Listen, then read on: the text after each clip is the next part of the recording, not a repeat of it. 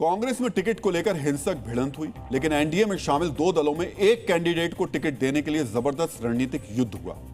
उस कैंडिडेट का नाम कोमल सिंह है।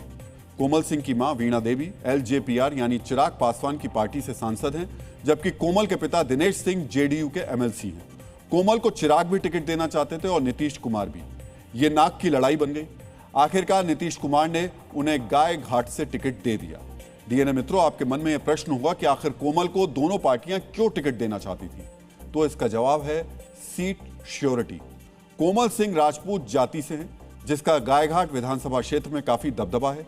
2020 में कोमल चिराग की पार्टी से चुनाव लड़ी थी, तब उन्हें 20% वोट शेयर के साथ करीब 37,000 वोट मिले थे, जबकि पिछली बार चिराग एनडीए से अलग थे। इस बार साथ हैं, तो गायघाट में जो लड़ेगा उसकी सीट पक्की मानी जा रही है। यानी एक शोर सीट को अपने हिस्से में करने के लिए कोमल सिंह पर नीतीश चिराग में शीत युद्ध चल रहा था। हालांकि बाजी नीतीश मार गए। नीतीश ने आज 57 उम्मीदवारों की सूची जारी कर दी। इस लिस्ट में लव कुश समीकरण को ध्यान में रखा गया है। उनकी लिस्ट में 3 बाहुबली शामिल हैं, लेकिन कोई मुस्लिम कैंडिडेट नहीं है।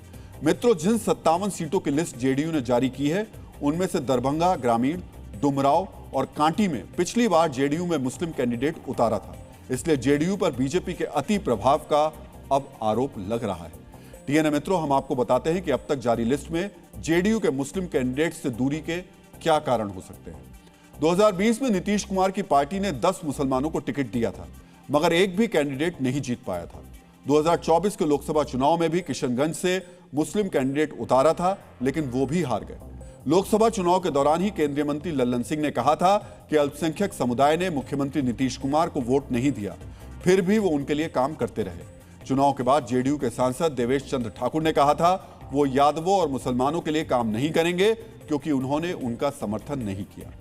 इन बयानों ने नीतीश कुमार और मुस्लिम मतदाताओं के बीच कथित तौर पर बिगड़े समीकरणों को लेकर अटकलों को हवा दी। वक्फ बोर्ड की एक बैठक में नीतीश की गैर मौजूदगी से भी उन पे आए बदलाव का एहसास हुआ था। हालांकि बाद के दिनों में कई मुस्लिम कार्यक्रम में नीतीश कुमार शामिल हुए, मगर पहली लिस्ट में मुस्लिमों की दूरी ने बड़े संकेत दिए। इस बीच बीजेपी ने अपनी दूसरी लिस्ट जारी कर दी। चिराग पासवान ने भी 14 कैंडिडेट्स को उतार दिया है। जीतन राम मांझी ने भी अपने हिस्से की सभी 6 सीटों पर कैंडिडेट्स तय कर दिए, उन्हें सिंबल दे दिया। अमित शाह से मिलकर उपेंद्र कुशवाहा ने भी महुआ सीट पर दावेदारी छोड़ दी है।